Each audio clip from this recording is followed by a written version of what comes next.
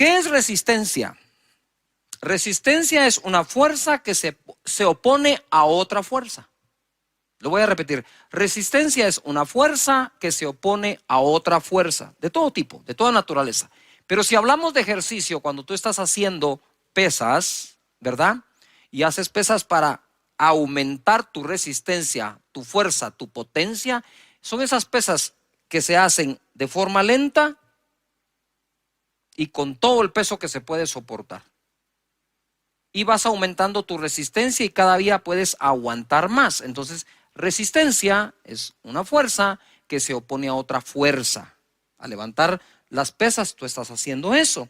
En 1 de Pedro capítulo 5, verso 6, dice así: humillados pues bajo la poderosa mano de Dios, para que Él os exalte cuando fuere tiempo. Si estás estudiando las Escrituras, subraya cuando fuere tiempo.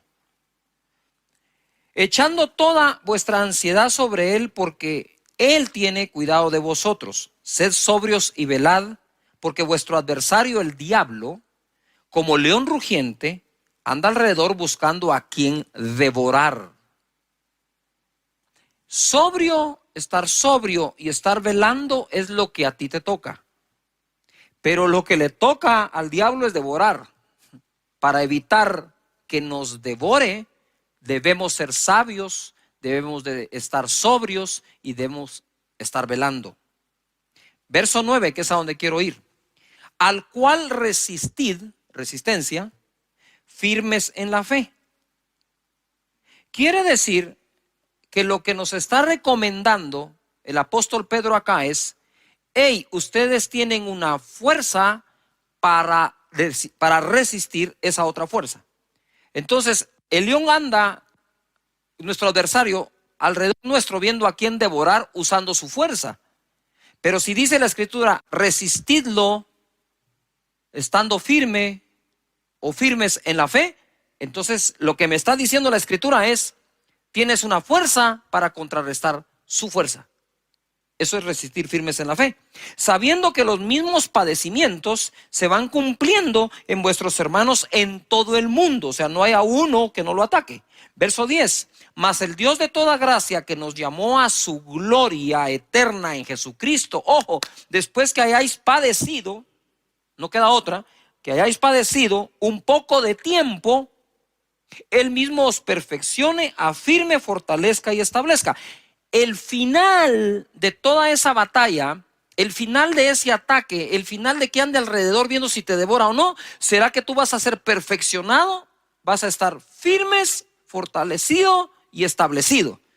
Si nosotros somos capaces, dice, de resistirlo por un tiempo, resistid al diablo y él huirá de vosotros, dice la palabra. Entonces, esa resistencia es una fuerza contra la otra fuerza hasta que él se vaya y huya de tu vida. Hoy quiero hablar de eso, de la fe para resistir. Hay cosas que tenemos que aguantar. Eso es como la pelea del box, ¿verdad? En la pelea de los boxeadores, muchos de ellos cansan a su oponente, deja que lancen golpes y ellos aguantan y resisten y lanzan golpes y lo están resistiendo hasta que ven que ya está debilitado. Entonces contraatacan y chao. Igual aquí dice, tienen que resistir al diablo por un poco de tiempo. Lo que está pasando en el mundo entero va a tomar tiempo salir de allí, pero vamos a tener fe para lograrlo. En Hebreos capítulo 11, verso 1, dice la Escritura: es pues la fe la certeza de lo que se espera, la convicción de lo que no se ve. Y tú me puedes decir, pero Cash, ¿qué tiene que ver esto con lo anterior? Muchísimo, porque dice que lo resistamos firmes en la fe. No dice que lo resistamos firmes en nuestra propia fuerza, sino en la fe. Es pues la certeza de lo que se espera, la convicción de lo que no se ve. Otra versión dice las realidades. Es estar convencido de las realidades que no se ven. No se ven, pero son realidades. Estamos siendo atacados por las realidades que vemos. Pero debemos resistir confiando y creyendo en las realidades que no vemos. Por la fe se ven. Verso 2. Porque por ella alcanzaron buen testimonio los antiguos. Por la fe entendemos haber sido constituido el universo por la palabra de Dios, de modo que lo que se ve fue hecho de lo que no se veía. Entonces, ojo aquí, pongamos atención. Estamos siendo atacados por las cosas que se ven. Y vamos a estar firmes resistiendo todo eso, creyendo en las realidades que no se ven. Pero ojo, pero pronto de lo que no ves, pero crees, será hecho lo que verás, lo llegarás a ver. Por eso cito la fe. Y hablando de la fe, la Escritura me enseña que por la fe es que los antiguos alcanzaron buen testimonio. Ahora, si nosotros estamos en la era de la fe y de la gracia, pues deberíamos de ser tan exitosos y aún más que aquellos en aquella época. Todo lo que lograron, lo lograron por la fe. Aún fueron justificados delante de Dios por medio de la fe. Hebreos capítulo 11, verso 8. Quiero hablar del padre de la fe. Abraham, cuando yo llegue al cielo por la gracia y misericordia de Dios, si me deja entrar, lo primero que voy a hacer, entre otras cosas, es conocer a todos estos que están en Hebreos 11. Y hay que empezar por el padre de esa fe, que es nuestro padre Abraham. Por la fe Abraham, siendo llamado, obedeció para salir al lugar que había de recibir como herencia, y salió sin saber a dónde iba. Por la fe habitó como extranjero en la tierra prometida, como en tierra ajena, morando en tiendas con Isaac y Jacob, coherederos de la misma promesa, porque esperaba la ciudad que tiene fundamentos, cuyo arquitecto y constructor es Dios. Por la fe también Sara, siendo estéril, recibió fuerza para concebir y dio a luz aún fuera del tiempo de la edad, porque creyó que era fiel quien lo había prometido. Por lo cual también de uno, y ese ya casi muerto, salieron como las estrellas del cielo en multitud, y como la arena innumerable que está a la orilla del mar. Debemos tener una fe para resistir, pero debemos tener una fe para recibir. Son dos cosas diferentes.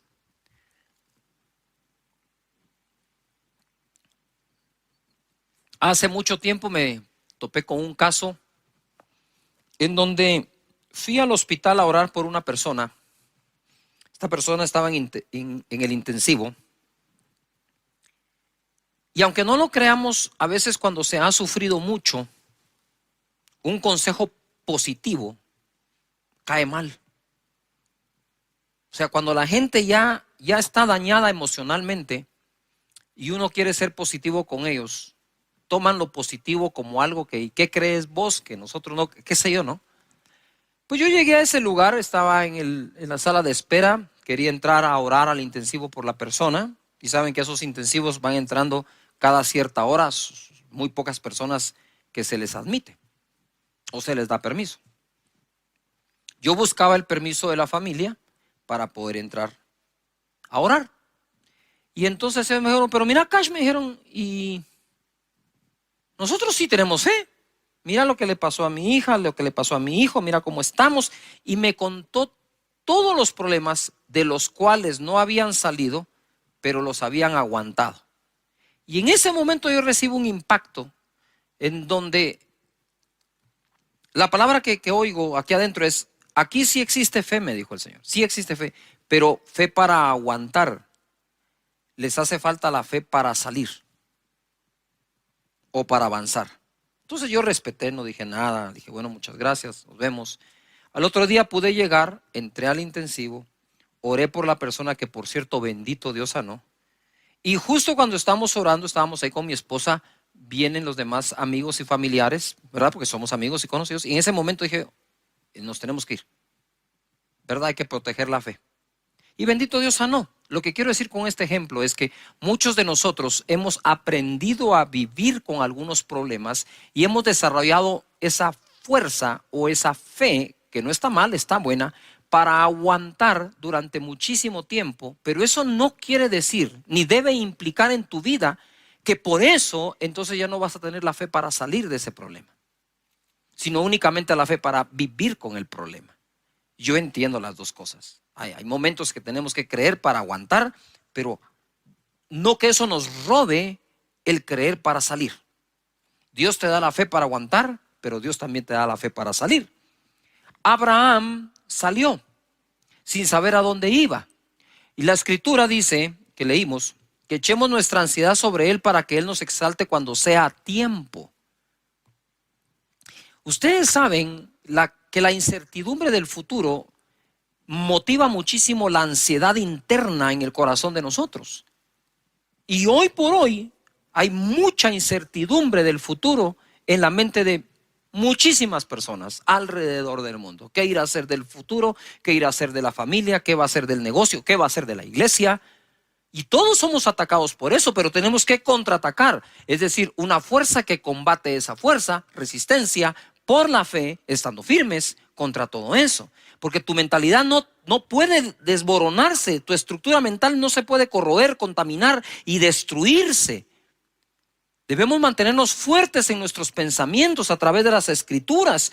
Entonces, mira, Abraham cuando sale sin saber a dónde va. Pero a todos nosotros nos gusta saber, tener algo de certeza de lo que va a pasar en el futuro. ¿Vos me garantizás que si yo hago esto va a pasar aquello? Eso no es sino la voz de la ansiedad, de la incertidumbre, y quieren estar certeros. Pero Abraham, el padre de la fe, se fue sin saber a dónde iba, pero sabía quién iba con él.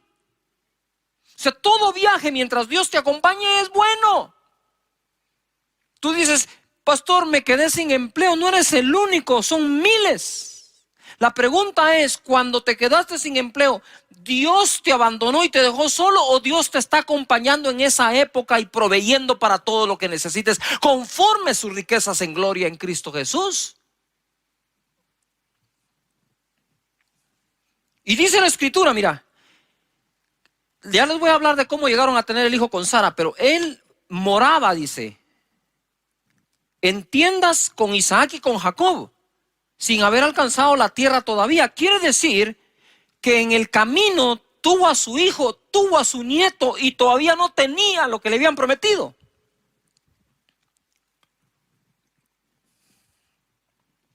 Pero si tienes un destino a dónde ir, no hay manera de alcanzarlo si paras de caminar. Si paro de caminar y si me detengo, el destino no va a venir a mí. Yo tengo que seguir caminando para alcanzarlo.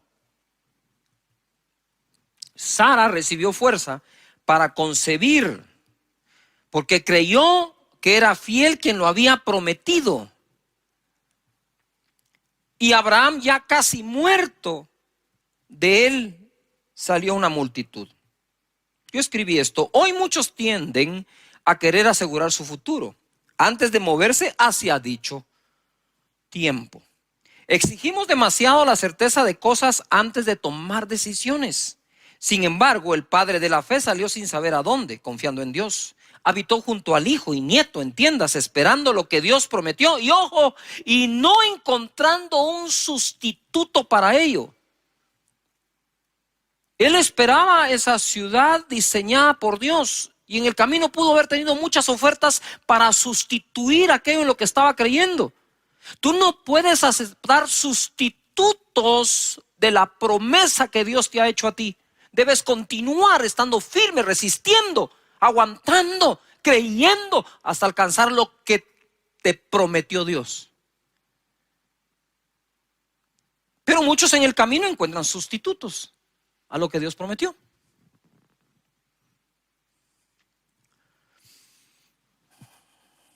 Tuvo su hijo cuando ya estaba casi muerto, es decir, tuvo fe para resistir mucho tiempo, pero también tuvo fe para recibir. Y Sara igual, tuvo fe para resistir mientras fue estéril, ojo, y tuvo fe para concebir cuando no tenía fuerzas. Porque una cosa es que era estéril, pero dice que ella recibió fuerzas para concebir. Son dos cosas distintas. Tenemos necesidad de desarrollar fe para el proceso. Ahora te cuento un poco el proceso. En Romanos capítulo 4 y verso 17. Como está escrito, eso subráyenlo: te he puesto por padre de muchas gentes delante de Dios, a quien creyó, el cual da vida a los muertos y ama las cosas que no son como si fuesen. Este es el proceso. Abraham no se llamaba Abraham, se llamaba Abram. Abram quiere decir el padre es exaltado. Viene Dios y le dice, ya no te llamarás Abram, te voy a poner esta H aquí en medio, te llamarás Abraham, que quiere decir padre de multitudes. Pero Dios llamó a Abraham padre de multitudes sin tener ni un solo hijo. Porque Él llama las cosas que no son como que si fuesen. Y es ahí donde tenemos que resistir a la burla y la argumentación que muchos tienen contra lo que nosotros creemos y nuestra fe. ¿Tú crees que Dios abrió el mar rojo? Ah, pues alguien se va a burlar y dice, ¿cómo se te ocurre? ¿Crees que Jericó se cayó dándole vueltas hasta que se derribaron los muros? ¿Ah? ¿Tú crees que Jesús sanaba enfermos de lejos, a los leprosos, sin ni siquiera tocarlos, diciéndole que fueran al sacerdote? ¿Crees que Pedro caminó sobre el agua? Pues esas cosas a la mente de mucha gente son ridículas, y entonces nos tratan de ridiculizar en nuestra fe. Pues lo mismo le pasó a Abraham. Yo me imagino que Sara salía y le decía, hey Abraham, que traducido es, hey, padre de multitudes, porque eso significaba padre de multitudes, y todos padre de multitudes, ya está viejito. Ya no puede, sabemos que el otro es estéril, y encima de eso, orgulloso, ¿verdad? Prepotente, padre de multitudes. ¿Qué se cree este? Yo no sé si Abraham en algún momento le dijo a Sara, Sara, ya no me digas así, hombre, qué clavo, mira, todo el mundo me mira como que saber que fuera, pues que te vean como lo que sos padre de multitudes, ponete las pilas.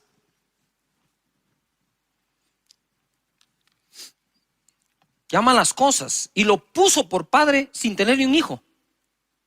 Él ya te puso a ti por muchas cosas sin que todavía ocurran. Pero es que las cosas no pasan para que creo para que pasen. Te lo repito, las cosas no van a pasar para que creas, porque crees, van a pasar. Fe para que las cosas pasen. Y en el 18 dice, él creyó en esperanza contra esperanza para llegar a ser padre de muchas gentes, conforme a lo que se le había dicho, así será tu descendencia. Nota esto, él creyó, se esforzó de esperanza en esperanza para llegar a ser lo que se le había dicho.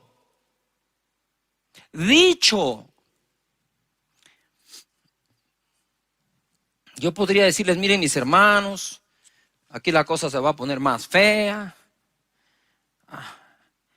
Espero que aguanten, ¿verdad? Ahí nos vemos en el año 2024, al rato ya salimos. No estamos para eso, las personas que tratamos de buscar a Dios para darte una palabra. Estamos para darte una palabra de fe, que la creas. Entonces él dice que se esforzó de esperanza contra esperanza. Hay una versión que fue escrita de otra forma, dice, él se esforzó de esperanza contra todas las demás esperanzas. No se daba esperanza por el viejito Abraham, pero no necesitaba que nadie se la diera. Él sabía lo que creía y sabía en quién creía. Verso 19, y no se debilitó, yo subrayé la palabra debilitó, en la fe. Eso quiere decir que hay personas que ya se están debilitando en la fe. ¿Cómo? Te voy a enseñar cómo no se debilitó y qué hay que hacer para no debilitarte en la fe. Pongan atención, subrayen, escriban en el chat, no me debilitaré en la fe, no me debilitaré en la fe. ¿Cómo? De esta manera. No se debilitó en la fe al considerar su cuerpo, que estaba como ya muerto o ya como muerto, siendo de casi 100 años. O la esterilidad de la matriz de Sara. Entonces, ¿cómo una persona puede debilitar su fe? Considerando de más, considerando de una manera incorrecta lo que está pasando. Entonces Abraham dice, voy a llegar a ser, lucho contra todas las esperanzas, voy a llegar a ser el padre de multitudes que Dios dijo que ya soy, hasta me cambió el nombre. Ya yo soy un padre de multitudes y todos. ¿Y dónde está el hijo? Ustedes espérense.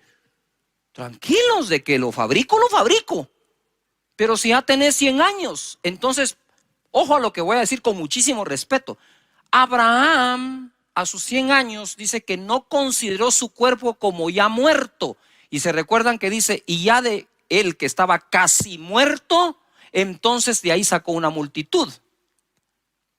casi muerto en este contexto es, Abraham ya no podía tener relaciones con Sara, no había forma, ni aunque Sara fuera fértil, él no podía tener relaciones con Sara para poder engendrar un hijo y Sara concebirlo. Pero además no consideró a Sara que estaba estéril. Pongan atención a esto. No consideró ninguna de las dos partes. No consideró lo que le pasaba a él, ni tampoco consideró lo que le pasaba a Sara. Y lo que quiero decirte es, no puedes considerar tú en este momento lo que te pasa a ti y lo que le está pasando al mundo entero, porque eso va a debilitar tu fe. ¡Yuhu! Todo lo contrario, es cierto, sí.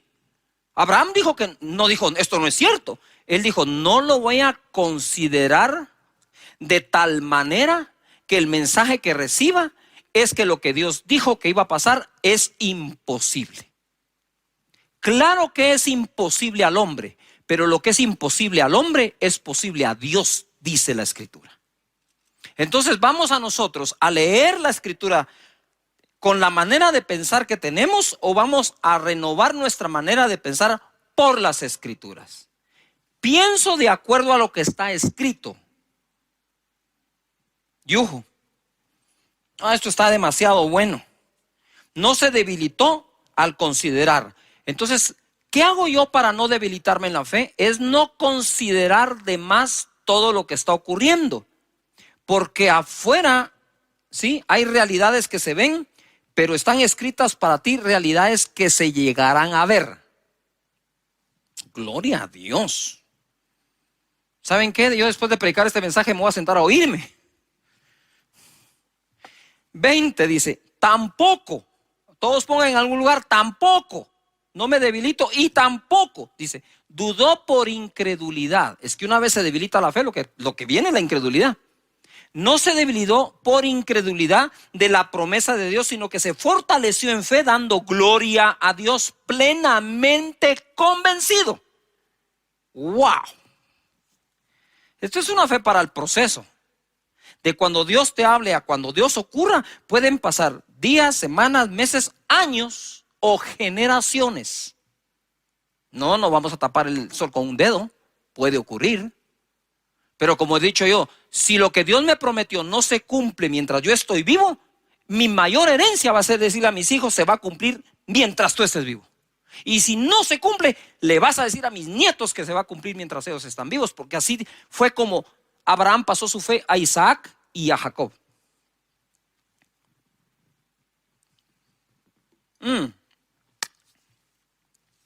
Plenamente convencido de que era también poderoso para hacer todo lo que había prometido, por lo cual también su fe le fue contada por justicia. Por Dios santo. Gloria a Jesús. La fe es lo que justifica. Saben, a mí me trauma Hebreos capítulo 11, en el buen sentido de la palabra. Porque me identifico tanto, porque en Hebreos 11 no hay una sola persona perfecta, ni siquiera cerca de la perfección, ni una sola. Y todos fueron justificados mediante la fe. En Hebreos capítulo 11, verso 17. Entonces ahora Abraham por fin se esforzó, llegó a ser padre de uno. Ahora tenía un hijo. Y ahora viene acá y dice, por la fe Abraham cuando fue probado. Muy bien. Primero puse fe para el proceso. Ahora escribe fe para la prueba. Porque tu proceso pareciera terminar cuando se cumplió una promesa, pero quizás después de cumplirse la promesa vendrá una prueba.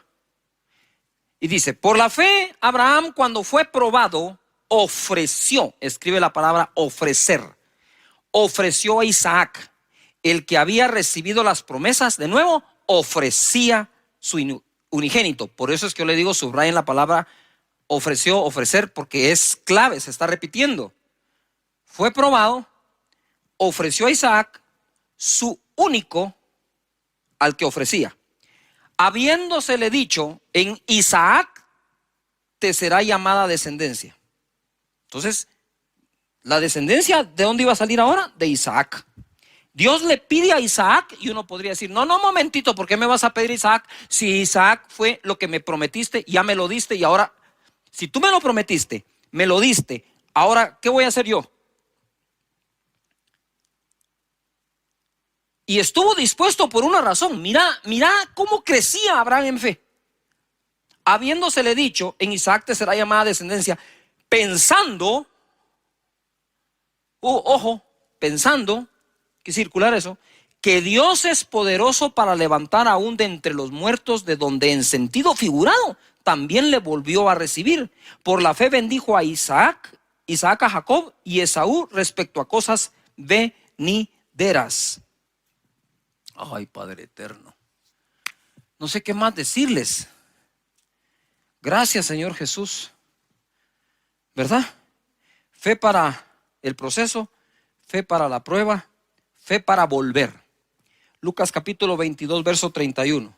Dijo también el Señor: Simón, Simón, he aquí Satanás os ha pedido para zarandearos como a trigo, pero yo he rogado por ti que tu fe no falte. De nuevo, fe.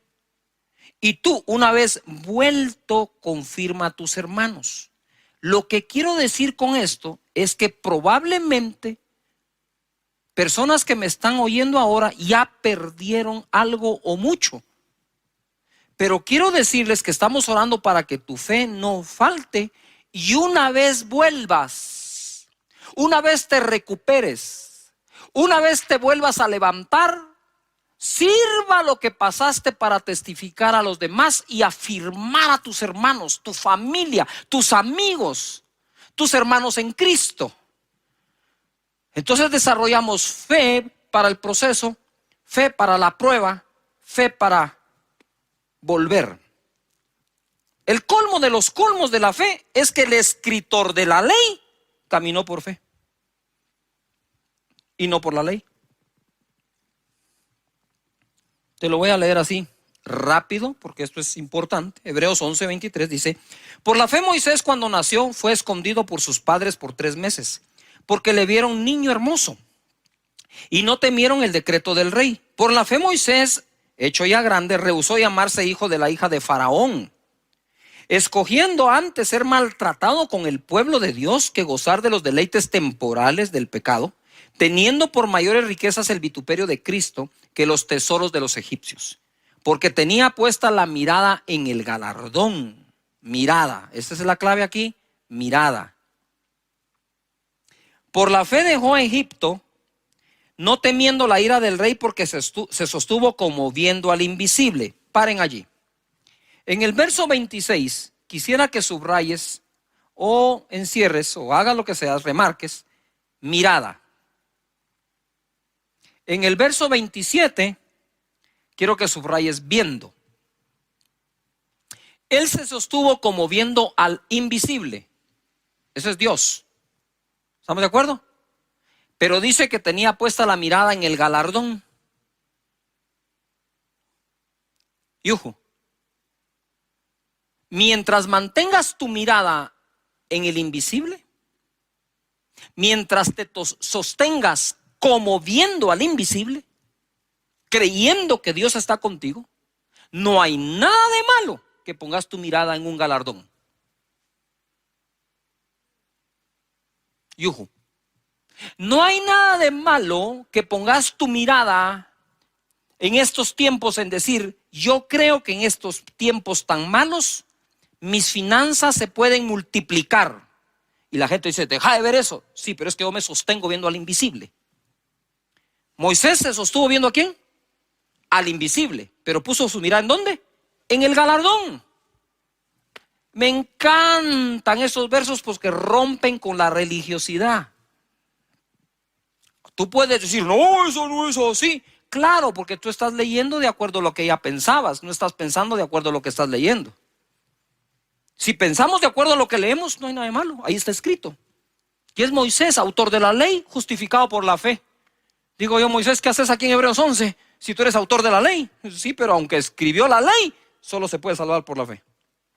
Por la fe celebró la Pascua, dice, y la aspersión de la sangre, para que el que destruía a los primogénitos no los tocase a ellos, y declaramos y creemos que no va a tocar nuestra morada todo esto. Por la fe pasaron el mar Rojo como por tierra seca, e intentando los egipcios hacer lo mismo, fueron ahogados. Es que miren, hay fórmulas que no le van a funcionar sino solo a los que creen en Dios y su palabra. Hebreos 11:32. ¿Y qué más digo? Porque el tiempo me faltaría contando de Gedeón, de Barak, de Sansón, de Jefté, de David. Todos ellos tuvieron fe para aguantar, tuvieron fe para resistir, pero tuvieron fe para triunfar. Gedeón estaba escondiendo en el lagar el trigo, porque los madianitas venían y lo saqueaban, y el pueblo del Señor estuvo seguro en Gosén. Ahí está, en Gosén el pueblo, y está escondiendo el trigo Gedeón.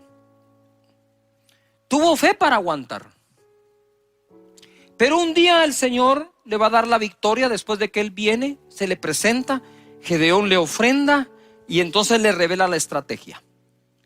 Gedeón tenía 32,000 personas y en un solo día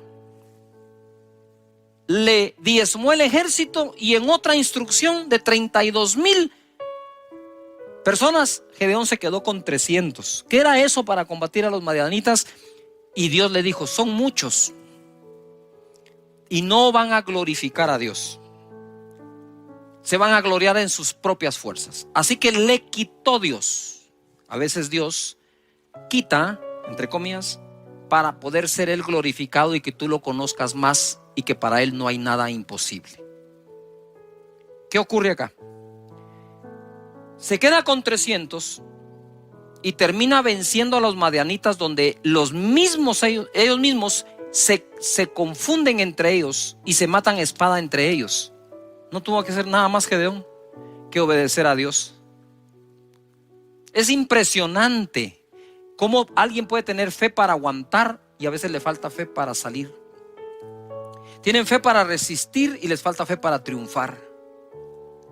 Te repito de nuevo ahora, el boxeador puede hacer que su enemigo se canse dándole golpes, aguantando los golpes. Y una vez agotado el enemigo, contraataca. Resistamos, dice, en la fe, fuerza que combate otra fuerza. Gedeón empezó a poner excusas. No, yo soy pobre, el menor de mis hermanos. Pues si dice la Biblia que todo el pueblo empobrecía, no había nada extraordinario en que lo fuera también. Pero Dios los sacó de pobre a conquistar la tierra de Madián. Fe para triunfar. Y en Hebreos capítulo 11, porque es lo que estuvimos leyendo, verso 4, se registra la primera obra de fe que la humanidad hizo. La primera obra de fe que la humanidad hizo. Verso 4: por la fe, Abel ofreció a Dios más excelente sacrificio que Caín, por lo cual alcanzó testimonio que era justo, dando Dios testimonio de sus ofrendas, y muerto aún habla por ella. Si ofrendar no fuera importante, ¿por qué la primera obra de fe que se registra, que la humanidad hizo como tal, fue la ofrenda de Abel, que fue mejor que la de Caín? Y por eso Dios lo bendijo a tal punto que Caín vino a matar a su hermano por envidia. Y dice la escritura que aquella ofrenda todavía habla delante de Dios. Sí, hay que tener fe para aguantar, pero debemos tener fe para el proceso. Debemos tener fe para poder salir, para la prueba, para volver, porque todos los hombres en Hebreos 11 eso hicieron. 1 Corintios capítulo 15, búscalo allí, mientras en el verso 57, mientras te doy un avance de esto. Miren, es tanta la información que estamos recibiendo de lo malo que ocurre, de las personas infectadas, de las personas que fallecen. Es tanta la información que recibimos del desempleo que puede existir, de la crisis que hay, la economía está golpeada, 70% de la población ya fue afectada económicamente, que tenemos que tener mucho cuidado con el manejo de esa información dentro de nuestra mente y qué tipo de pensamiento puede llegar a afectar. Porque la Biblia dice que lo que el hombre piensa, eso es él. También dice la Escritura que nuestras armas en la milicia son poderosas en Dios, no son carnales, para derribar argumentos, altivez, todo lo que se levanta en contra del conocimiento de Dios, llevando cautivo todo pensamiento a la obediencia de Cristo Jesús. Por lo tanto, lo que pensamos es muy importante. Y estamos ahora no solo peleando una batalla o contra un virus o contra los problemas económicos. La batalla más grande que quizás estés peleando en este momento es la batalla de la mente. Entonces, en 1 Corintios 15, 57 dice, o se nos enseña, mas gracias sean dadas a Dios que nos da la victoria, y por favor subrayen la palabra victoria o enciérrala en un círculo, por medio de nuestro Señor Jesucristo. Lo primero que tenemos que tener claro es que nosotros somos más que victoriosos en aquel que nos amó. Y esa palabra victoria es algo que debes escribir en algún lugar, que debes subrayar en tu Biblia o marcar en tu escritura digital. La cosa es que tienes que tener presente esa palabra, victoria. Empieza a utilizar esa palabra lo más que puedas. Entonces, sigue así. La Escritura nos sigue enseñando. Así que, o como consecuencia, así que, hermanos míos amados, estad firmes y constantes, creciendo en la obra del Señor siempre, sabiendo que vuestro trabajo en el Señor no es en vano. ¿Qué es lo que quiero decir? Es, mientras sigamos contando las historias que no son de victoria, porque no creo que en esta época todas las historias sean de fracaso. Hay historias, muchas historias que son de victoria. Entonces yo digo, ¿por qué no empezamos a buscar todos los testimonios posibles dentro de nuestra gente? Hay muchísimos. Nosotros no solo escuchamos oraciones, escuchamos testimonios y aprovechando que estamos hablando del tema, puedes ir a casadedios.org y escribir tu testimonio. ¿Qué es lo que glorifica a Dios? Ojo, nuestros problemas no glorifican a Dios. Es la fe que tenemos en Él y su palabra para salir del problema. Y temo por algunos que están entrando en el modo de fe para aguantar y se están olvidando de ponerse en modo de fe para salir. No es lo mismo tener fe para aguantar un problema que tener fe para salir del problema. Nos urge movernos a un modo de fe para salir y no solo para aguantar. Si te acostumbras a solo aguantar, pronto será tu nuevo normal el andar aguantando. Y si bien es cierto, hay que aguantar, hay que resistir, pero es creyendo que vas a salir. Entonces, en los casos de victoria, dice, me recuerdo, dice, o nos enseña la victoria que Dios nos dio en Cristo Jesús, así que por eso debo estar firmes. Quiere decir que los casos de victoria nos inspiran a estar firmes, a ser constantes y a seguir creciendo, sabiendo que nuestro trabajo no es en qué, en vano. Debemos buscar testimonios de victoria. Escríbelos, coméntalos, agarra tu celular, manda un testimonio de victoria a tu grupito del chat. Les quiero contar, que bendito Dios, tuve este milagro, me pasó esto, me pasó lo otro.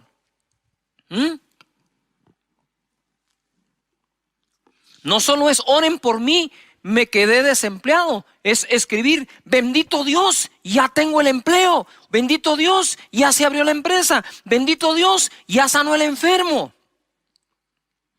Tenemos que llenarnos de esos casos. La segunda cosa que quiero mencionar acá es que en la vida debemos tener ganas de ganar, no solo ganas de participar. Mira lo que dice Pablo en 1 Corintios 9:24. ¿No sabéis que los que corren en el estadio, todos a la verdad corren, todos corren, pero solo uno lleva el premio? Corred de tal manera que lo obtengáis. Ojo en esto, lo decía hace unos días. qué importante es distinguir o discernir, entender, comprender de qué tipo de carrera está hablando. Está hablando de la carrera que haces en la mañana o que haces en una faja o el ejercicio para mantenerte bien, en forma, quemar calorías, quemar grasa, o está hablando de la carrera competitiva. Porque aquí dice, todos en el estadio corren, pero solo uno lleva el premio. Corran de tal manera que lo obtengan. Y hay una gran diferencia entre aquel que corre por quemar calorías y aquel que corre para meterse a una maratón. O sea, el hombre que va a correr o la mujer que va a correr una maratón se prepara de diferente forma, duerme de diferente manera, come de diferente manera, pero además de eso adquiere un conocimiento extra. Como decía yo, no es lo mismo que tú vayas con tu amigo a jugar al tenis, por decir algo, o incluso al fútbol, y vas a jugar porque hay que pasar el tiempo, y es divertido, es buenísimo. Que otra cosa es, bueno, ¿qué es lo que debes aprender para competir en ese deporte? Entonces Pablo nos está exhortando a que no hagamos las cosas como de, nada más como de rutina, sino como que fuera competencia. Es decir, si vas a correr, dice, tenés que comprender algo. Todos corren, pero solo uno lleva el premio. Y le dice, y ustedes corran de tal manera que lo obtengan. Entonces imagínate lo que Pablo está diciendo. Si todos nosotros acá, la banda y nosotros vamos a hacer una carrera, dice, bueno, todos ustedes van a correr, pero les dejo claro algo. Solo uno lleva el premio. Corran de tal manera que lo obtengan. Pero si solo uno va a llevar el premio, pero nos pide que todos corramos como que fuéramos nosotros el que va a obtener el premio. Pablo era competitivo, pero competitivo en todo lo que hacía. Y me encanta cuando usa los deportes. Ahora bien, ahí les va algo. Mira, aunque obviamente yo creo en el poder del Espíritu Santo, en la persona del Espíritu Santo, es vital, es el centro de todo lo que soy y hago. Ustedes se recuerdan que al principio del año, muchísima gente empezó a hablar de la visión 2020, entonces como es el año 2020 hay que tener visión 2020 y todo se iba por ahí, ¿verdad? Yo lo respeté mucho y me quedé, pero ahora orando, intercediendo, recibí un 2020 muy bueno. Un 2020 muy bueno. Segunda de Crónicas 20:20 dice, y cuando se levantaron por la mañana salieron al desierto de Tecoa, y mientras ellos salían, Josafat estando en pie dijo, oídme Judá y moradores de Jerusalén. Subrayen lo que viene. Creed en Jehová vuestro Dios y estaréis ¿qué? Seguros. Segunda de Crónicas 20:20. Creed en Jehová vuestro Dios y estaréis seguros. Creed a sus profetas y seréis ¿qué? Prosperados. Cuando yo leo esto, recibo un impacto y digo, Padre, oro porque el segunda de Crónicas 20:20, sea por ti enormemente bendecido, que la gente esté en ti segura, que le crean a tus profetas y sean bendecidos y prosperados. Quiero hacer una pausa acá.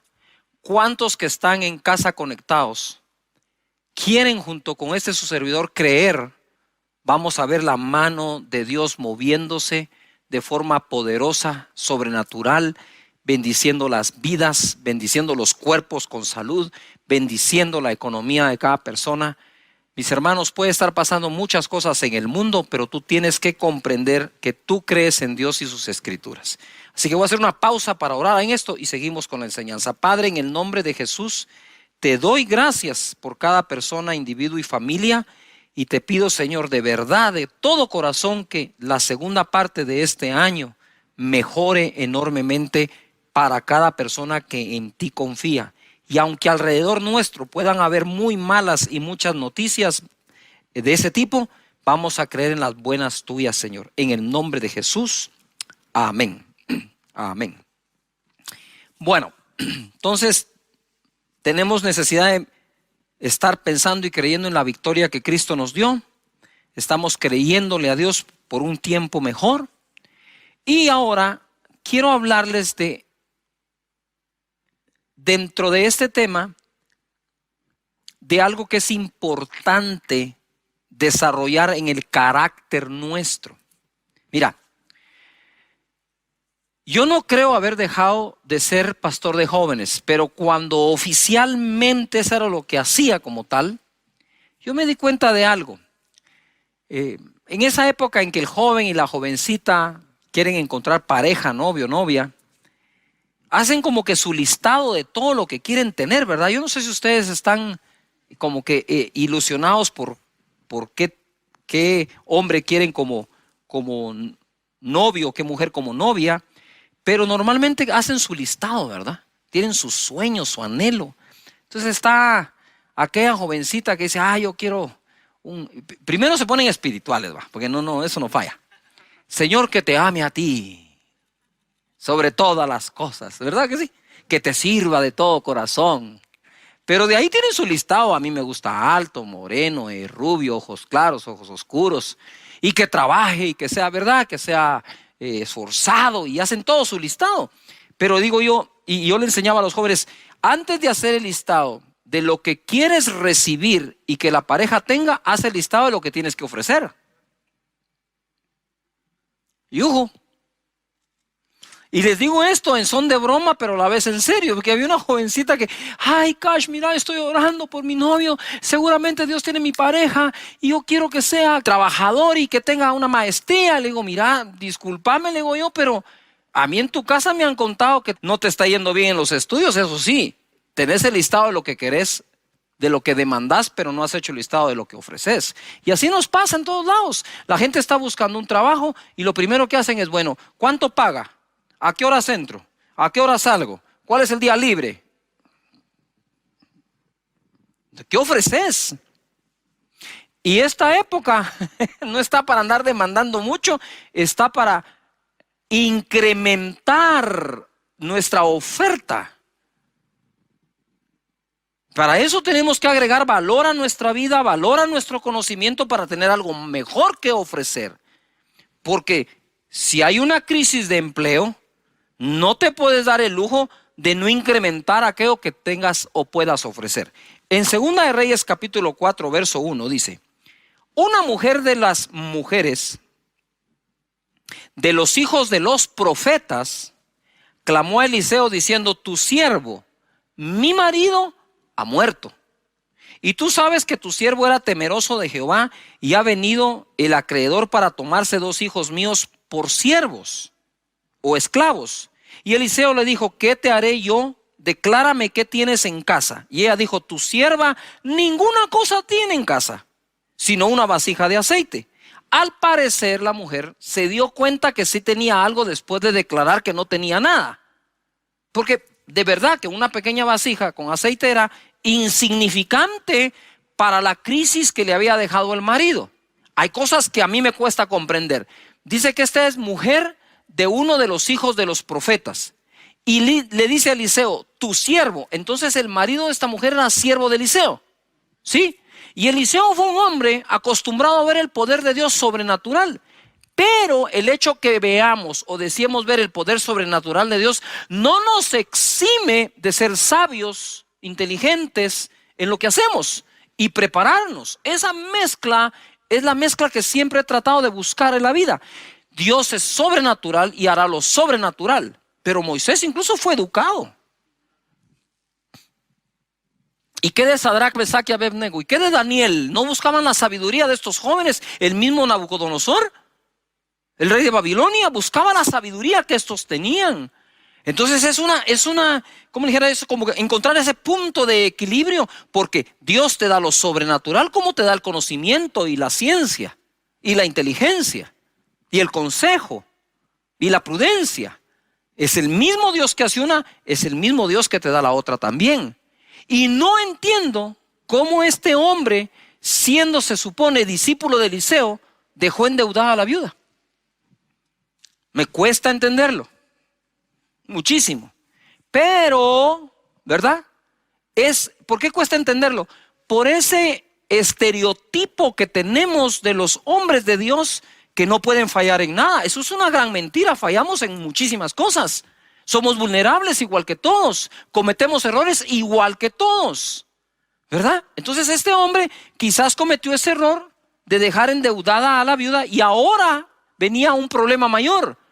tenía que pagar la deuda entregando a sus hijos como esclavos. ¿Qué madre quiere eso? Nada, imagínate. Quedas viuda y encima de eso endeudada. No hay con qué pagar la deuda. Te piden a los hijos como garantía. Y ahora lo que tienes es una vasija con aceite. Decime si no se parece a las situaciones que estamos viviendo hoy. Quiero decirte que el luto que la humanidad está viviendo hoy no se trata solo de un ser querido que pudo haber fallecido. El luto se suman muchos, la pérdida del trabajo, la pérdida de una oportunidad que justo era en ese momento cuando todo empezó. Hay muchas cosas pasando y por eso le decía, la batalla mental es muy fuerte y tenemos que pelearla llenando nuestra mente de palabra de Dios, de escrituras, de promesas de Dios, de confianza en Él. Verso 3. El profeta le dijo, ve y pide para ti vasijas prestadas en todos tus vecinos. Vasijas vacías, no pocas, le dijo. Entra luego y enciérrate tú y tus hijos y echa en todas las vasijas y cuando una esté llena, ponla aparte. Le dio hasta un método para hacerlo. Y se fue la mujer y cerró la puerta, encerrándose ella y sus hijos. Y ellos le traían las vasijas y ella echaba el aceite. Cuando las vasijas estuvieron llenas, dijo a uno de sus hijos, tráeme aún otras vasijas. Él le dijo, no hay más vasijas. Entonces cesó el aceite. Vino ella luego y le contó al varón de Dios, y el cual dijo, ve y vende el aceite y paga a tus acreedores, y tú y tus hijos vivid de lo que quede. ¿Ya se dieron cuenta ustedes la combinación entre lo sobrenatural que ocurrió? Eliseo le dijo, ¿sabes qué? Toma esa vasija, pide prestadas vasijas vacías de todos tus vecinos, no pocas sino muchas, y empieza a llenar. Cada vez que termines de llenar una vasija, ponla aparte. Y entonces cuando ya llenaron las que tenían, la mujer le dice al hijo, a uno de ellos, ve y trae más vasijas, y al hijo, ya no hay vasijas, se acabaron. Entonces dice él, cesó el aceite. Y viene el profeta y le dice, bueno, ahora vende todas. Eso es una instrucción. ¿Qué es lo que a la gente no le gusta? A la gente le gusta, el milagrote, pero las instrucciones ya no. Y es ahí donde la cosa ya no funciona. Entonces la instrucción es, vende las vasijas, paga la deuda. Y con lo que quede, vive tú y tus hijos. Pero ¿qué hace la gente hoy? Todo lo contrario. ¿Verdad? Toman para vivir como quieren y a ver si queda para pagar la deuda. Totalmente al revés de lo que el profeta dice. Ahora entendemos lo que hace un rato dije. Crean los profetas y serán ¿qué? Prosperados. ¿A quién le creyó aquella mujer? Al profeta Eliseo. ¿Y qué ocurrió? Ocurrió el milagro, pagó la deuda y le quedó para vivir. Hay que ser sabios en el manejo del presupuesto. Hay que ser sabios en el manejo del presupuesto. Todo el tiempo debemos serlo. Ahora ojo acá. Me impresiona que el marido de aquella mujer no pudo hacer en vida por ella lo que Dios hizo habiendo quedado viuda usando solo una vasija de aceite. Lo que no pudo hacer el marido, lo hizo Dios. Mira, quizás tú ya encontraste muchas razones para fracasar. Así que más te vale encontrar una para triunfar.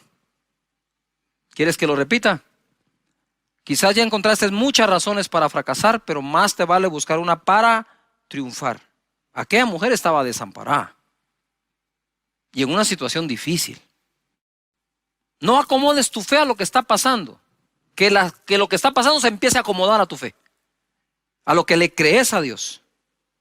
Salmo 46:1 dice, Dios es nuestro amparo y fortaleza, nuestro pronto auxilio en la tribulación o en las tribulaciones. Por tanto, no temeremos aunque la tierra sea removida y se traspasen los montes al corazón del mar. No temeremos, dice, aunque la tierra entera sea removida y los montes se tiren al mar, ¿Por qué? Porque Dios es nuestro amparo y nuestra fortaleza, nuestro pronto auxilio en las tribulaciones. ¿Qué significa la palabra amparo? Significa proteger o favorecer a algo o a alguien que lo necesita. Él es nuestro amparo. Él es nuestra fortaleza. Él es nuestro socorro en las tribulaciones. ¿Quién socorrió a aquella mujer? Fue Dios. ¿Quién amparó a aquella mujer? Fue Dios.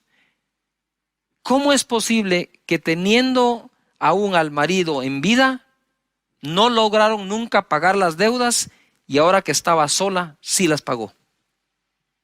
¿Qué pudo haber fallado si el marido de ella era uno de los hijos de los profetas?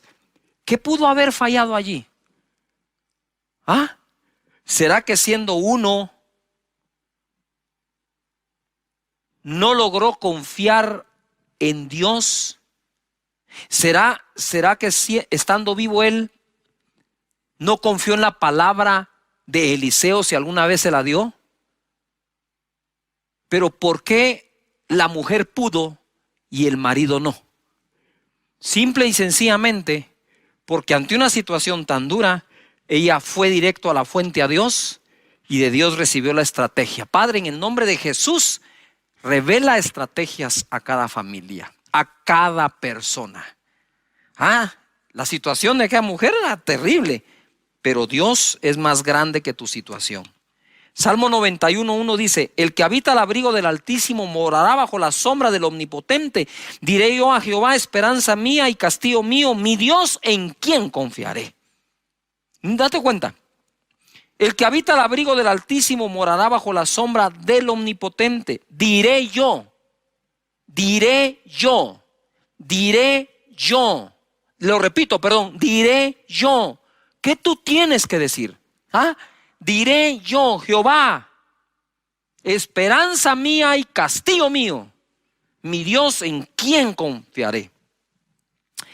El desamparo puede llevarnos a la tristeza y la depresión, pero también puede llevarnos a buscar a Dios como nunca antes y ser amparados por Él y terminar morando bajo su omnipotencia. Y nada nos será imposible. Ojo, lo mismo que deforma a las personas, forma a otras personas. Aquella mujer, al quedar desamparada debido a la muerte de su cónyuge, tuvo un encuentro con la omnipotencia de Dios. No digamos con el Dios de la omnipotencia.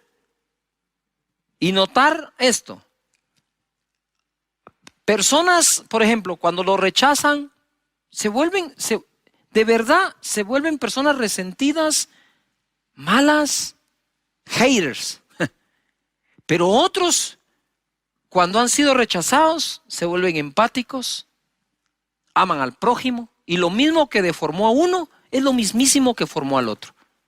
Hijos que que vimos disuelto el hogar de nuestros padres, nos convertimos en personas de bien, y otros, por menos de eso, se convirtieron en personas de mal. Aquella mujer se pudo haber convertido a saber en qué. Al quedar viuda, desamparada, se pudo haber amargado, y no que los profetas, sino que, y que era tu siervo, mira lo que está pasando. Nosotros conocemos la buena historia en medio de la crisis, pero pudo haber sido una mala historia también. Eso va a depender de la reacción que tú tengas ante todo lo que está pasando a tu alrededor.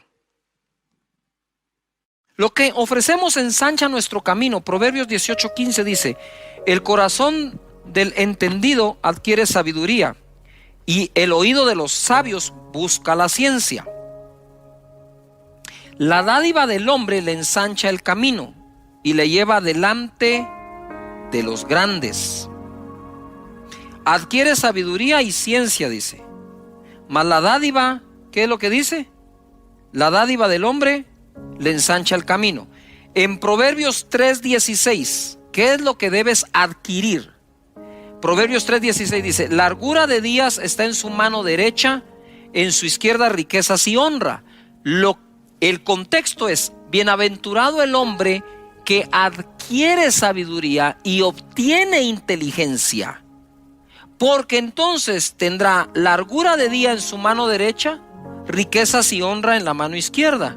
Y como me dijo un amigo mío, este proverbio a mí me dice que Dios quiere que llegue a viejito de forma honrosa y bendecido. Y en el Proverbios 22:4, que es de mis favoritos, dice así: riquezas, honor y vida son la recompensa, la remuneración de la humildad y del temor de Jehová. Si en serio tienes un corazón humilde y respetas a Dios, pues ¿qué es lo que ofrece las Escrituras? No, olvídate de mí. ¿Qué dice Proverbios? No, ¿qué dice Cash Luna? ¿Qué dice Proverbios? Riquezas, honor y vida son la recompensa de la humildad y el temor de Jehová. Entonces te lo voy a parafrasear. Dios quiere que obtengas tus ganancias de forma honrada sin perder la vida. Mira esto, te va a gustar. Dios quiere que obtengas tus ganancias, ingresos, riqueza, de forma honrada sin perder la vida. Entonces hay quienes obtienen sus ganancias de forma honrada, pero se viven enfermando del estrés que tienen. Pero la voluntad de Dios es que obtengas tu ganancia de forma honrada sin enfermarte por el trabajo que tienes. Ahí tú puedes ver el bienestar total de Dios. Dice: sí, yo te quiero bendecir económicamente, pero quiero bendecirte con principios y valores y manera de trabajar de forma honrada, y que puedas tomar tu tiempo para descansar y usar la inteligencia que te doy para trabajar, para que no necesites enfermarte mientras haces tu ganancia de forma honrada.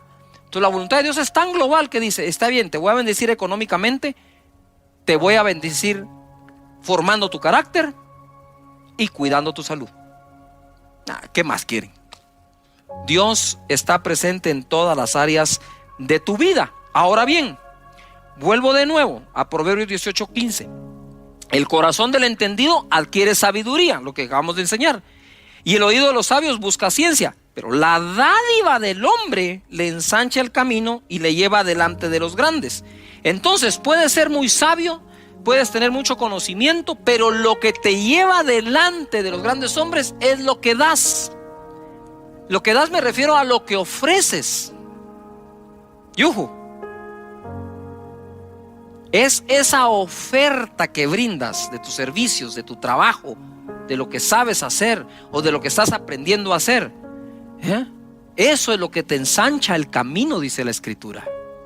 Mira, dice acá la palabra en Proverbios 18:15, ahí mismo, pero en la versión Dios habla hoy: los sabios e inteligentes adquieren los conocimientos que buscan. Con un regalo se abren todas las puertas y se llega hasta la gente importante. Cuando hablo aquí de un regalo, ¿qué tal si en esta época ofreces tus servicios a las personas de tal manera que les des una muestra de lo que puedes hacer sin necesidad de cobrar? Le dice: pastor, ¿de qué está hablando usted?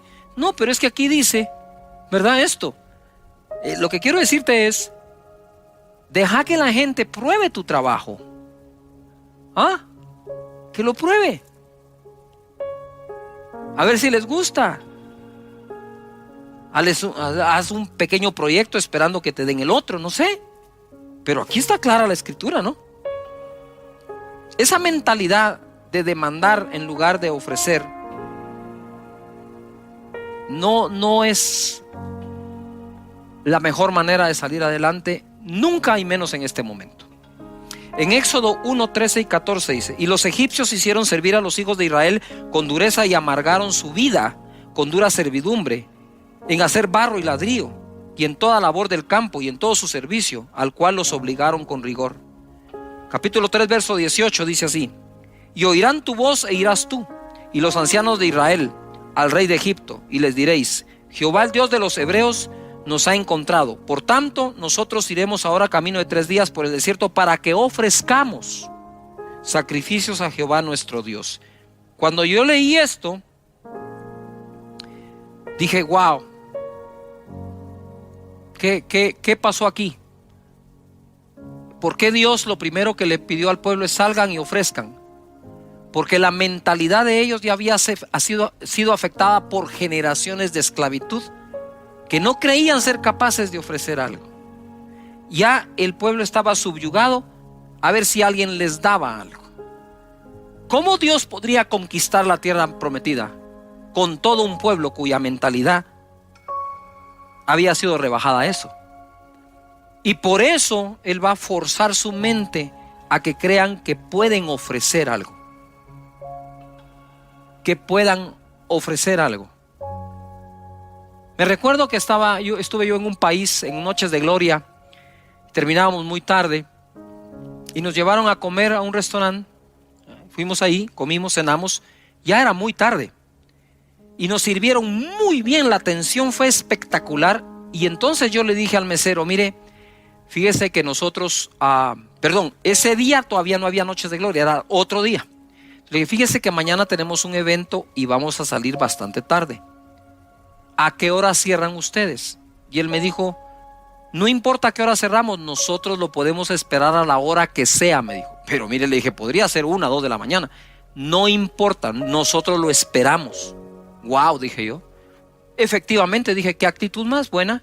Fuimos a comer al otro día, muy tarde, y el mesero con una actitud impresionante. Entonces yo pensé, este hombre debe ser el dueño. Y le pregunté: mire, ¿usted es el dueño de este restaurante? No, me dijo, yo no soy el dueño, soy un mesero. ¿Y por qué se queda tan tarde? Mire, me dijo, es que si tiene tiempo le cuento la historia así breve. Me dijo: yo fui un empresario, gané mucho dinero, vino la crisis, vino la espiral, todo se vino abajo. Yo solía ir 4 veces al año a Estados Unidos a vacacionar con mi familia, me dijo. Y entonces sí, pero este es el único empleo que tengo ahora, me dijo. Mi empresa cerró, quebré. Así que si usted quiere y su equipo venir a comer a las 3 de la mañana, aquí vamos a estar a las 3 de la mañana, no importa. Y yo me fui de espaldas. Dije: este hombre se va a volver a levantar seguro. Porque no está pensando sino en qué tiene que ofrecer. Yo quisiera orar hoy por todos ustedes para que Dios les bendiga en su vida física, salud, familiar, como esa viuda, pero que no crean que están desamparados, porque están amparados por Dios. Y que Dios bendiga tu iniciativa, tu trabajo de tus manos, y salgas adelante. Y que te dé ideas para tener algo que ofrecer. ¿Les parece que oremos? Padre, en el nombre de Jesús, muchas gracias por la vida. Gracias por las oportunidades y los ejemplos que en las Escrituras encontramos, como esta viuda. Señor, que sepamos que tú eres el amparo nuestro y el amparo de todos. Señor, en el nombre de Jesús, te pido para que exista paz en el corazón y en la mente de las personas. En el nombre poderoso de Jesucristo, muchas gracias. De que dieron la mía extra, o aquellos siervos que hicieron solo lo que se les pidió, son llamados siervos inútiles. Para ser siervos útiles, hacemos más de lo que nos piden, ¿verdad? Esa es la enseñanza de Jesús, tanto a los líderes como a seguidores, como a todas las personas. Debemos aprender este principio para todos nosotros. Luego de eso vimos cómo fue promovido David. David no fue promovido por lo que el papá le ordenó hacer, lo hizo, fue al campamento de sus hermanos que estaban en batalla contra Goliat. Él llevó unos quesos, unos panes y regresó con prendas de sus hermanos para decirle a su padre que ellos estaban bien. Pero fue promovido porque él mató a Goliat, que nadie se lo pidió, él mismo se ofreció a hacerlo. De tal manera que cada uno de ellos fue recibiendo la promoción porque hizo más allá de lo que se les pidió. Entonces ahora quiero, habiendo resumido un poco esto, continuar ese mensaje que dimos. En Génesis capítulo 22, verso 8, ustedes se recordarán que tuvimos o tenemos la historia de Abraham cuando Dios le pide a su hijo y va a subir el monte para sacrificarlo. Entonces ahora ya me voy yo a ese momento en que sube con su hijo Isaac. Y respondió Abraham, porque le dice Isaac: ¿y dónde está el cordero o lo que vamos a sacrificar? No lo veo por ningún lado. Y entonces Abraham le contesta: Dios se proveerá de cordero para el holocausto, hijo mío. E iban juntos.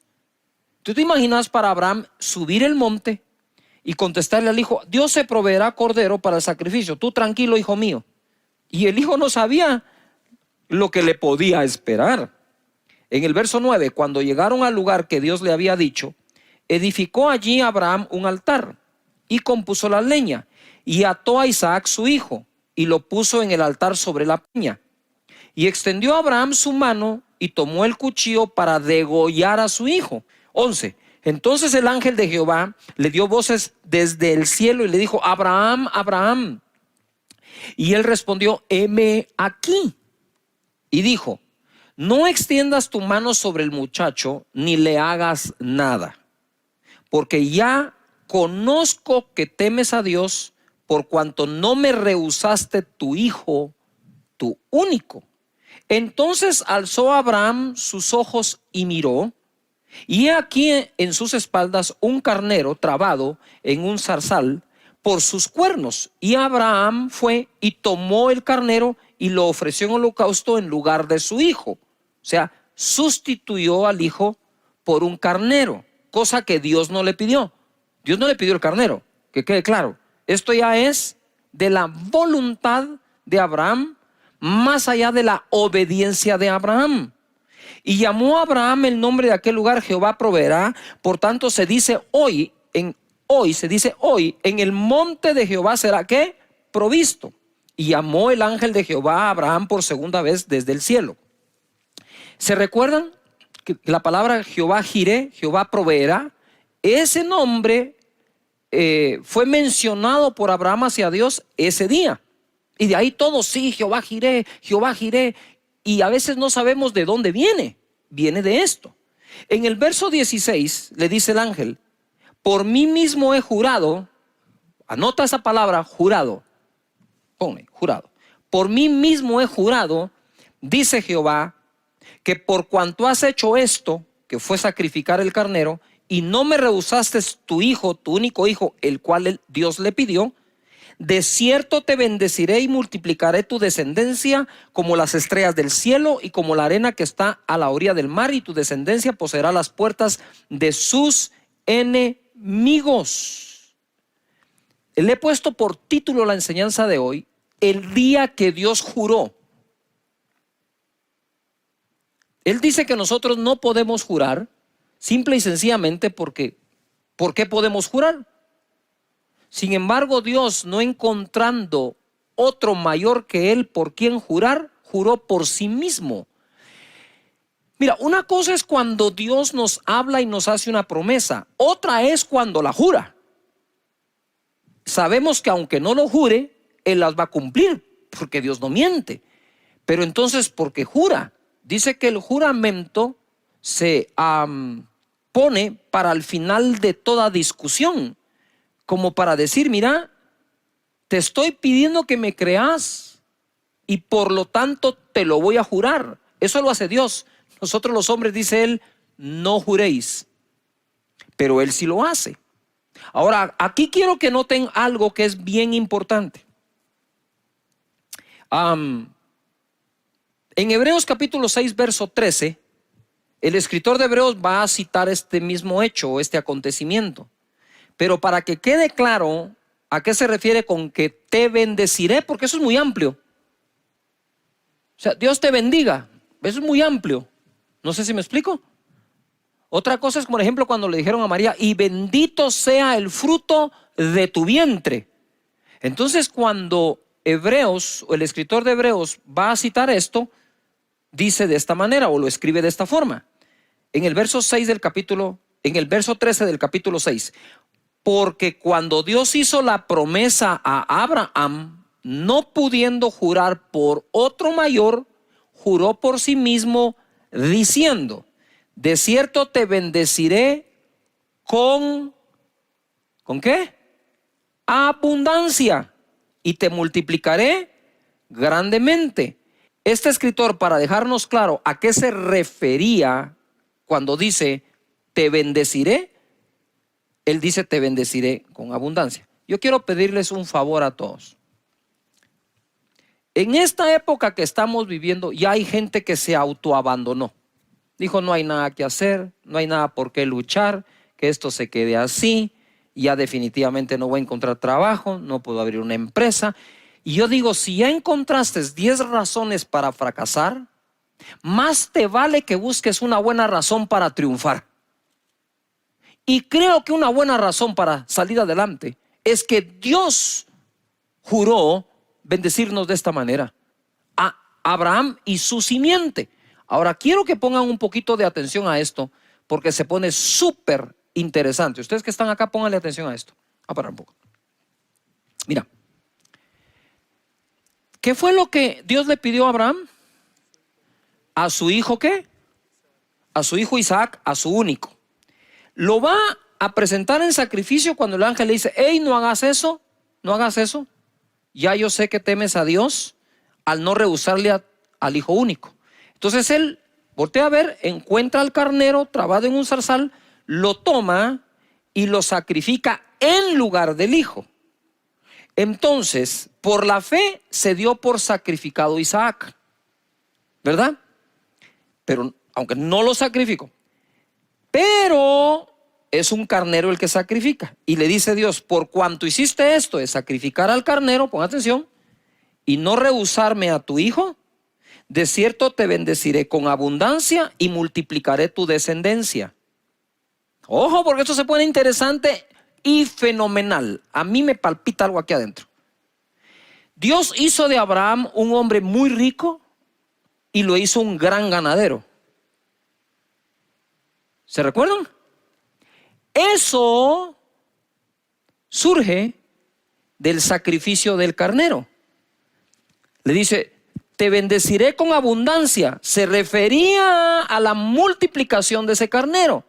Y multiplicaré tu descendencia. ¿Por qué tu descendencia? Porque le ofreció a su hijo. Entonces iba a ser bendecido en su descendencia e iba a ser bendecido en todo lo que significaba o representaba el carnero. Pero nosotros debemos ser sinceros con Dios y decirle, Señor, me urge que bendigas la economía de mi casa, de mi hogar, de mi empresa. Ustedes saben que solo en Guatemala, según las noticias nos dicen, el 70% de la población ya fue afectada económicamente.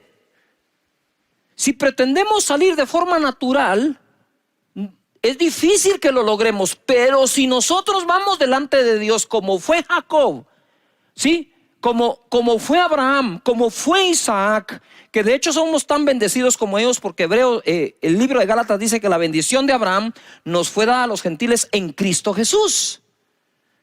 En ese monte donde ocurrió eso, no porque fue al monte y dijo, voy a subir al monte a hacer una declaración. No, él no subió a hacer al monte una declaración, él subió al monte a ofrecer.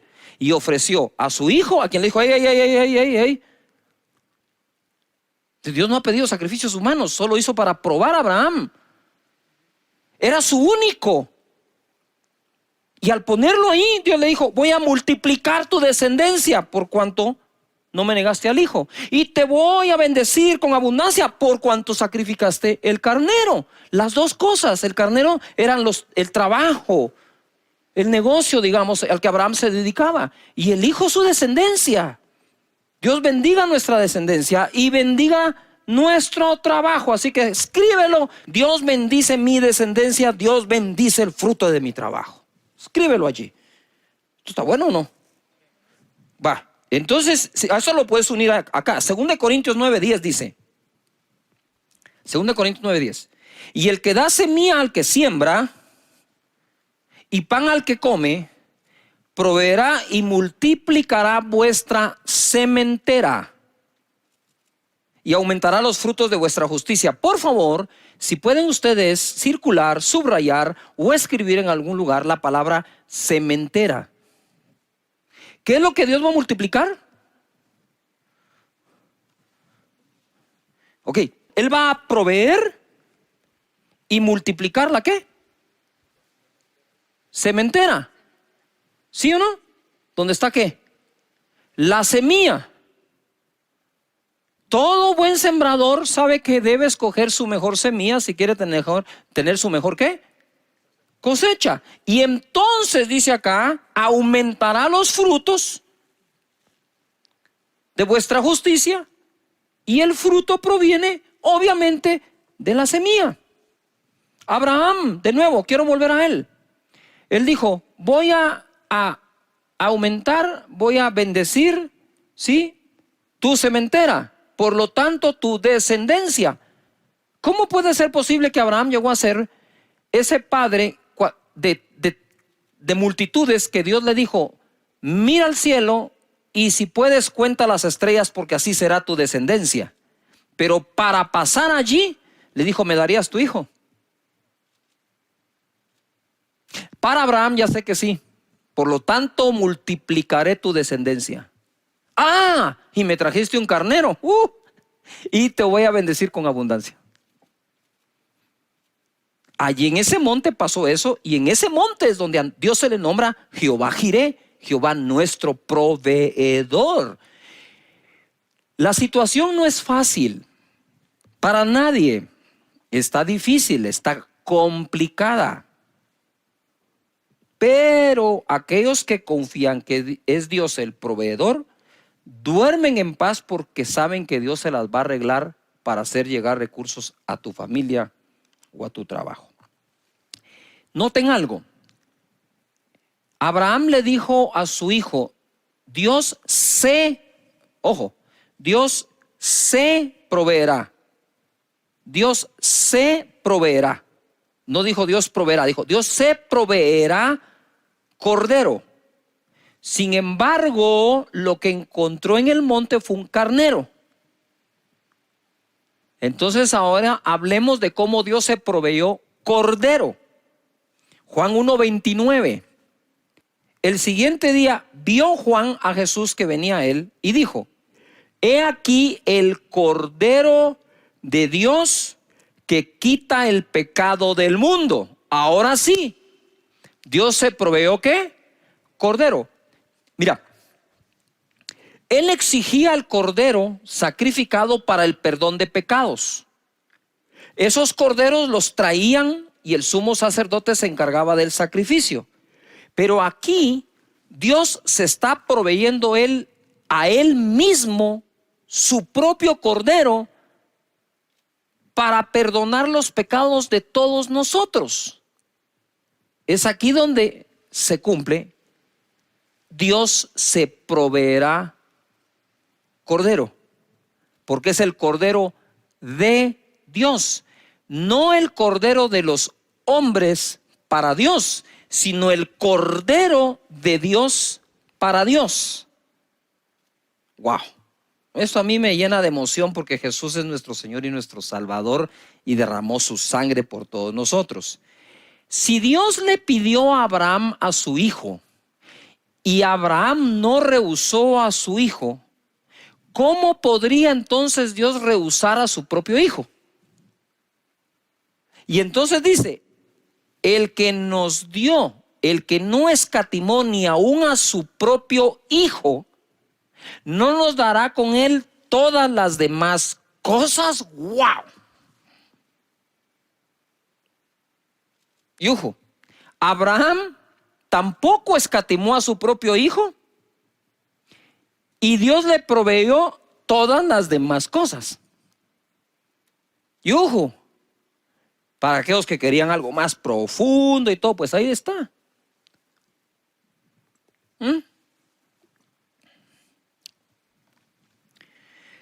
Es impresionante lo que ocurre con Jesús, Cordero sacrificado.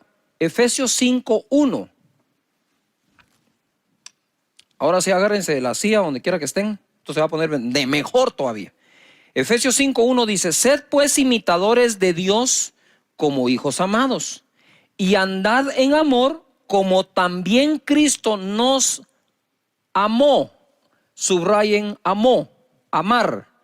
Como también Cristo nos amó y se entregó a sí mismo por nosotros. Cordero de Dios. Lo que viene, por favor, subráyalo, porque esto te va a quitar algunas cosas que en la mente quizás te han puesto personas que sin leer tan solo dan opiniones. Subraya lo que viene, creo que va a ser muy edificante para tu vida. Él se entregó a sí mismo por nosotros, ofrenda ¿Qué palabra está ahí? Ofrenda. Estoy hablando de Jesús. Sacrificio a Dios en olor fragante. Entonces, ese sacrificio que Jesús hizo en la cruz fue la ofrenda de Jesús para con su Padre. El equivalente a lo que Abraham iba a hacer con Isaac. Dios no lo dejó, dijo, si no me rehusó su hijo Abraham, viene Dios y no nos rehúsa a su propio hijo. Mira, una cosa es creer en el sacrificio que Jesús hizo, y otra cosa es ver el amor de Dios de haberlo entregado por nosotros. Si hay algo que el ser humano no aguanta, es ver a sus hijos sufrir. Yo quisiera que nos pusiéramos a pensar por un momento qué vivió, qué sintió, por qué pasó Dios Padre cuando vio a su hijo en la cruz del Calvario. Es que nosotros, como leemos el verso y lo hablamos, hoy estaba yo orando al Señor y le decía, Padre, yo quiero orar a ti. Y cuando oro normalmente uso los versículos porque me amparo en lo que está escrito para que mi oración sea más eficiente o más eficaz delante de Dios. La oración eficaz del justo puede mucho. Entonces le digo, antes de empezar a hablarte, Señor, yo sé que cito tu palabra cuando oro, pero no la quiero citar como que te estuviera predicando. Ya. Sino la quiero citar como aquel que la está creyendo, que te estoy creyendo a ti.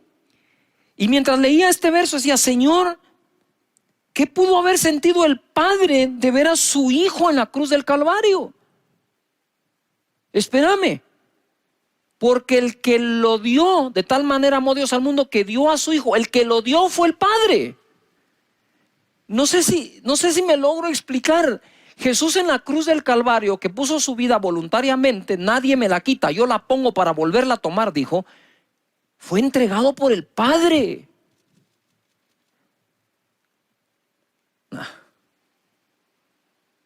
Ver a tu hijo sufriendo en la cruz, o ver a tu hijo sufriendo y saber que tú lo entregaste. No estoy hablando que tú lo traicionaste, ese fue Judas. Eso es otra cosa. Estoy hablando de la entrega de darlo al mundo por nosotros. Eso debe haber sido no quiero ni imaginar lo que vivió Dios. Claro, él sabía que si Abraham creía que al entregar a su hijo Dios era capaz de devolvérselo de entre los muertos, ¿cómo no lo habría de creer el Padre de Jesús, sabiendo que sí habría de resucitar? Pero aunque vaya a resucitar, no podés obviar y quitar de en medio su sacrificio y su sufrimiento. Ahora quiero que comprendas esto. Dice Efesios que Él se entregó a sí mismo como ofrenda en olor fragante, un sacrificio acepto a Dios. En otras palabras, ¿qué fue Jesús en la cruz? La ofrenda que Dios mismo se proveyó. Yo digo, Padre, pero si nosotros podemos ofrendarte, ¿por qué te tenías que proveer tu propia ofrenda? Y ahora tiene sentido cuando Él dice, Él da semilla al que siembra. Él es el que la da. Él es el que la provee. No le damos a Dios nunca nada que Dios no nos haya dado antes. Si le vamos a dar algo a Dios es porque Él ya lo dio a nosotros. Mira lo que dice Filipenses capítulo 4 verso 15. Y sabéis también vosotros, oh Filipenses, que al principio de la predicación del Evangelio, cuando partí de Macedonia, ninguna iglesia participó conmigo, ninguna iglesia participó conmigo en razón de dar y recibir, sino vosotros solos. No podemos esperar que todos comprendan esto, porque el mismo Pablo dijo, ninguna participó conmigo, solo una. Solo una tenía ese entendimiento en aquel entonces, los filipenses. Y no es que busque dádivas, sino que busco fruto que abunde en vuestra cuenta. Pero todo lo he recibido y tengo abundancia, estoy lleno, habiendo recibido de Epafrodito lo que enviasteis, olor fragante, sacrificio acepto, agradable a Dios. El mismo calificativo que le dio al sacrificio de Jesús en la cruz, sacrificio agradable a Dios en olor fragante, es el mismo calificativo que le da a nuestras ofrendas. Entonces, mientras algunos te pueden criticar por hacerlo, juzgar, señalarnos, perseguirnos, Dios dice, no. Eso es sacrificio agradable a mí en olor fragante. Lo que enviasteis. Y cuando dice enviar, como que estamos en esa época, ¿no? De buscar la manera de enviar la ofrenda. El 19 es la palabra que te tengo acá. Mi Dios pues suplirá todo lo que os falta conforme a sus riquezas en gloria en Cristo Jesús. Mi Dios pues suplirá todo lo que os falte conforme a sus riquezas en gloria en Cristo Jesús.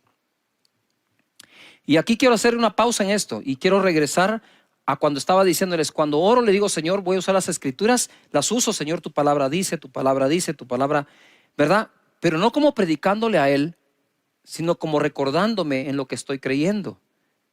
Y de pronto orando, siento un impacto que algunos han perdido su sinceridad para hablar con Dios. Tú puedes decir, bueno, esto se acabó, hay que cerrar el negocio. Sí, pero no la provisión. Y como que, ahora vamos a ver qué pasa. Señores, no entren en ese estado. Esto va a durar más tiempo. Y tenemos que acudir al Señor. Y ser sinceros, Señor, decíselo. Sí me preocupa mi situación económica. Hemos estado tensos en casa, discutimos, pero hemos llegado a un acuerdo que te vamos a creer a ti con todo el corazón. ¿Qué nos cuesta ser sinceros con Dios en lugar de andar fingiendo que somos los superhombres y supermujeres super mega espirituales cuando por dentro estamos afligidos, tenemos afán, preocupaciones? Vamos delante de Dios. Vamos delante de Él y yo digo, Señor, bendice a tu pueblo, bendice a tu gente, Señor, multiplícales. Mira, Proverbios 27:18 nos enseña, quien cuida la higuera de su pueblo, comerá su fruto. Quien cuida una higuera come de su fruto. Y el que mira por los intereses de su Señor tendrá honra.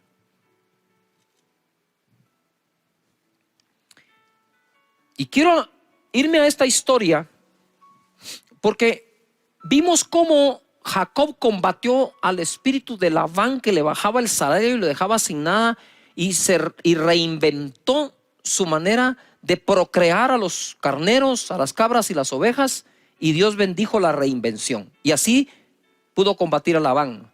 Pero ahora vamos a aprender cómo se combate a Madián. Jueces 6, verso 1. Los hijos de Israel hicieron lo malo ante los ojos de Jehová, y Jehová los entregó en mano de Madián por 7 años. No fueron 3 meses, no fueron 6 meses, no fue un año, fueron 7.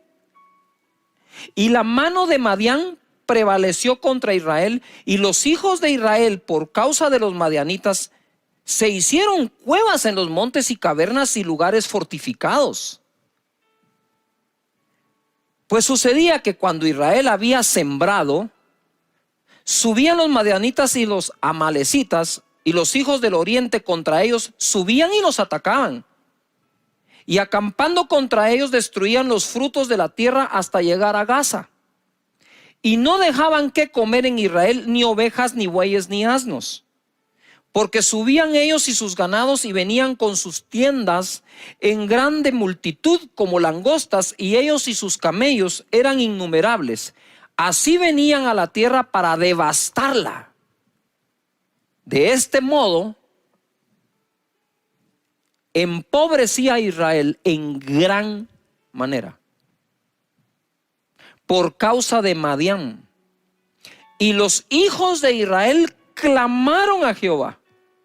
Yo no creo que clamaron al 7º año, yo creo que se pasaron 7 años clamando.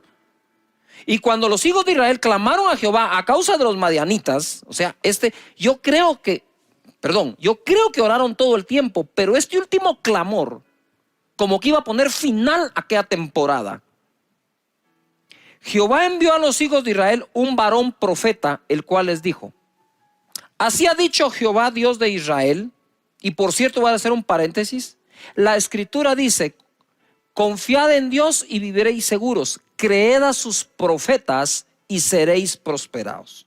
Y ahora les manda un profeta, el cual les dijo: así ha dicho Jehová, Dios de Israel, yo os hice salir de Egipto y os saqué de la casa de servidumbre, la esclavitud. Os libré de la mano de los egipcios y de la mano de todos los que os afligieron, a los cuales eché de delante de vosotros y os di su tierra.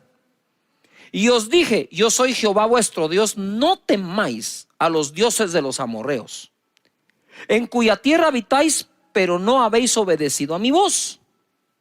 Y vino el ángel de Jehová y se sentó debajo de la encina que está en Ofra, la cual era de Joás Ebieresita, y su hijo Gedeón estaba sacudiendo el trigo en el lagar para esconderlo de los madianitas. Había que esconder eso poco de comida que quedaba, porque los madianitas se lo llevaban.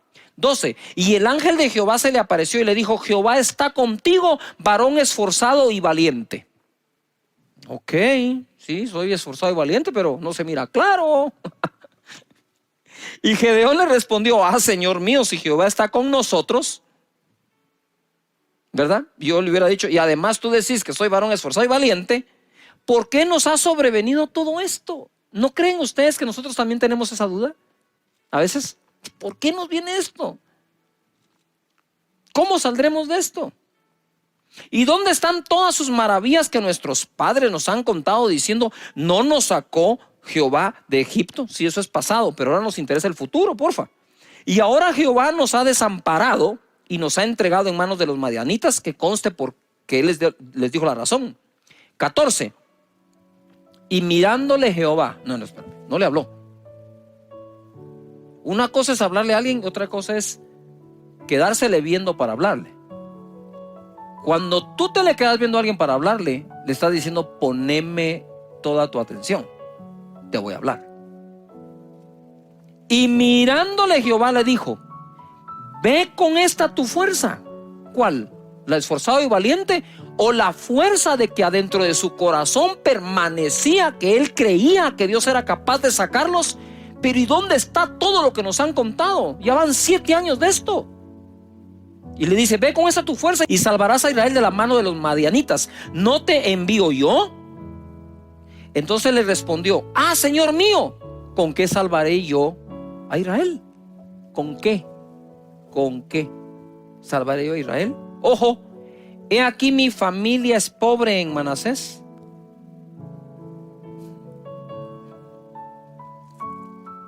Y yo el menor de la casa de mi padre. Pregunto, a ver, estudiantes. He aquí mi familia es pobre y yo el menor. ¿Y quién no estaba pobre después de 7 años de haber sido saqueados? Yo no estaba diciendo nada nuevo, ni estaba diciendo nada que los demás no estaban padeciendo. Mi familia es pobre en Manasés y yo el menor en la casa de mi padre. 16. Jehová le dijo: ciertamente yo estaré contigo. Eso te debe bastar. Y derrotarás a los madianitas como a un solo hombre. Y él respondió: yo te ruego que si he hallado gracia delante de ti, me des señal de que